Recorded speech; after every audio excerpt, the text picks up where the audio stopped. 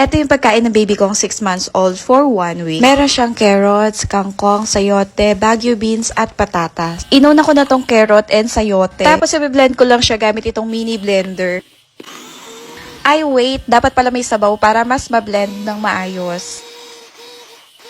At ayan, ito na yung kanyang breakfast for 3 days. Isasalin ko na dito sa kanyang container. Salamat talaga dun sa mga mami na nagsishare ng ganito. Sobrang napadali talaga yung pagpe-prepare ko ng food ni baby. Next naman itong sayote, patatas, at sitaw bagyo. Same process lang din. Ito naman yung magiging lunch ni baby for 3 days. At ayan, meron ng breakfast and lunch ni baby for 3 days. Pinalamig ko na nga pala to kanina mga mi. Kaya ilalagay ko na to sa freezer para ma-blend ko pa tong mga iba.